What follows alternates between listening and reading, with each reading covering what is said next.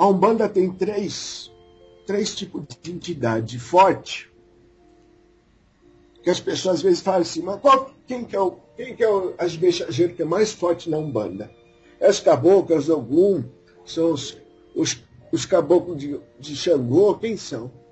A Umbanda é uma coisa muito simples, baseada em 3 linhas, que é a linha de Herê, a linha de Preto Velho e a linha de Exu. Então você fala assim, os caboclos vêm toda a linha, mas as 3 primeiras, se você quiser ter entendimento, você vai ver. A Umbanda é uma mistura de religião, ela não abarca a religião dos índios, dos brancos, dos negros. Quem que são os brancos nessas horas? Os brancos nessas horas são os Exu, é a linha de Exu. Que puxa mais para aquele lado dos brancos mesmo, que bebe, que fuma, que traz os costumes do branco. Tá certo. Os preto velho traz os costumes do preto velho, de picar um pito de barro e falar mais diferente. E as crianças, eu posso dizer por você que elas têm a simplicidade dos índios. Que o índio, quando ele recebeu o povo nessa terra, ele não veio com maldade. Ele recebeu. Ele foi morto, foi perseguido pelos brancos. Mas ele tem as crianças têm a simplicidade dos índios. Não estou falando que o Zerê é índio. Estou falando da simplicidade na evolução espiritual. Sim. Então, aí tem os fundamentos. Eu gosto muito de falar de 3, né, filho? Então, aí tem 3 linhas que são fundamento da Umbanda. Depois vem as outras linhas, que é auxiliar, e vem dar força e sustentação para o trabalho. Às vezes, filho, agora eu vou responder perguntas de muita gente. Viva! Às vezes, o mesmo espírito, esse mesmo espírito pode responder em 3 linhas, e às vezes até mais. Por que o espírito vem de um tipo de culto de lá dos Oriente, e aqui ele vem aqui e responde como um nego velho? Por que o espírito daqui às vezes trabalha nesses índios do norte daqui, de terra distante? Ele vem na Umbanda, ele dá um outro nome, às vezes até de pena branca. Por que tem tantos espíritos que eles vai para lá? Porque nós se ajusta no curto que vocês criaram na Terra. Então, às vezes tem assim, o mesmo espírito, eu posso dizer para você, pode alimentar um Herê, um Preto Velho e um Exu. Às vezes é um espírito que se divide no conhecimento desses 3, porque ele pode ter sido uma criança, ele pode ter sido um branco bebum, ele pode ter sido um preto sofrido. Se ele tem esse conhecimento, essa visão, ele pode usar a roupa que ele quiser. Nossa. Então ele vem. Se você está numa festa de criança, se ele está na sua irradiação originar, que a gente fala, o espírito ele vai vir como criança. Mas isso não é para satisfazer a vontade do médium. Não é para satisfazer a vontade é para satisfazer o culto da Umbanda.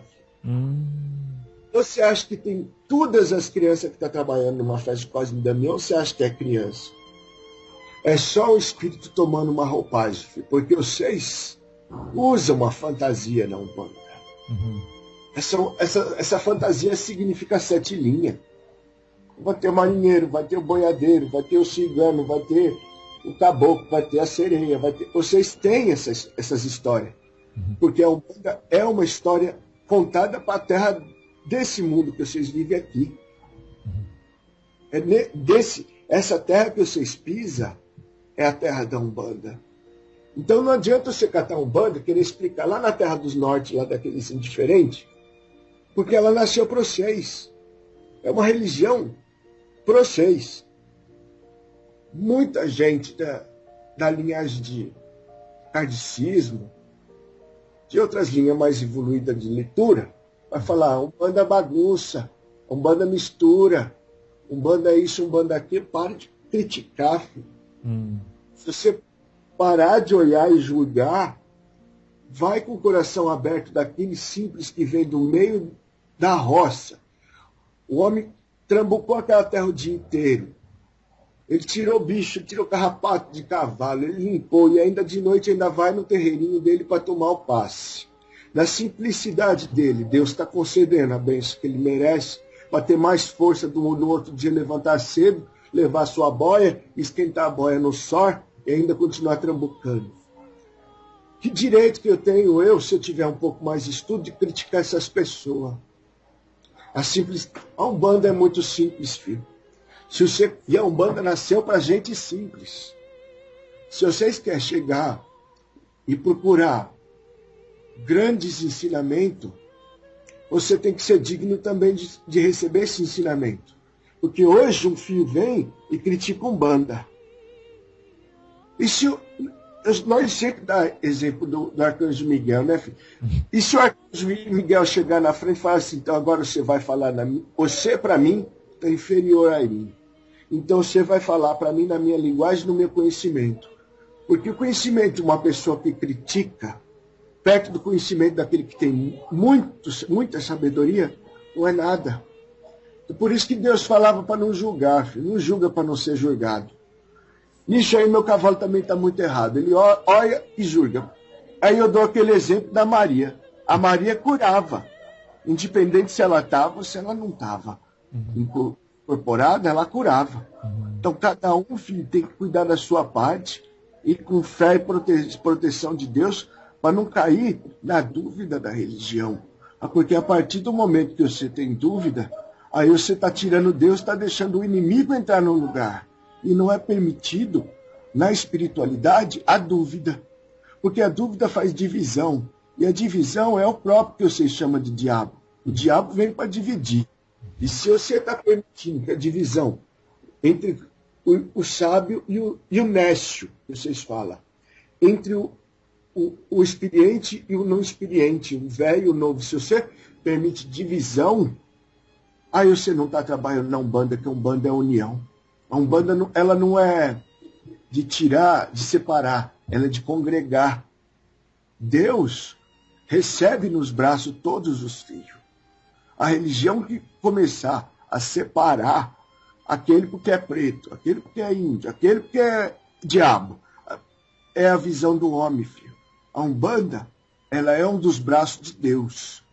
E as entidades, os orixá, a sereia, o boiadeiro, são a forma de explicar que o ser humano dessa terra tem para poder explicar Deus no conhecimento caboclo dele, filho. Eu estou falando aqui para dar um entendimento. Porque às vezes uma entidade vem, ela fala como menino. Porque aquela pessoa vai entender a linguagem de menino. Às vezes aquela entidade pode vir e falar como doutor. Porque aquela pessoa vai ter entendimento de doutor. E às vezes ela pode vir tosca, bater pé no chão e fumar cachimbo, charuto, e dar os passos e tirar o obsessor. Porque esse é o jeito que os caboclos trabalham. E às vezes pode ser a mesma entidade fazendo essas três coisas. Isso não está sendo fingimento, está sendo vestimenta. Porque quem precisa enxergar a entidade, o verdadeiro médium sabe se ali tem entidade. Aquele que é vidente sabe se tem entidade ou se não tem. Mas muitos vêm e ficam esperando. Vamos ver se ele bate o pé no chão para ver se é caboclo mesmo. Esses olhos de crítica tem que estar fora da Umbanda. Porque uma mesma entidade pode vir em muitas linhas. Pode sim, é por isso que existe o cruzamento da linha também. E eu vou falar para você, eu trabalho muito cruzado com o caboclo. Olha.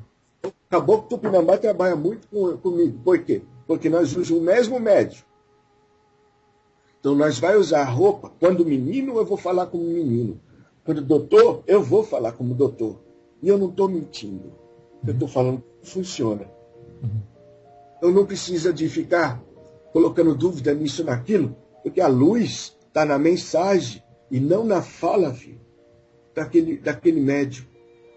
Não está na roupagem, está no ato. É a atitude que justifica a vontade de Deus dentro do trabalho de Umbanda. Então, vamos retesar essas guardas, Vamos guardar os arcos. Vamos diminuir um pouco as críticas. E faça uma oração. Se começar a vir dúvida na cabeça, faça uma oração. Vigiai e orai. Estou falando para você, presta atenção.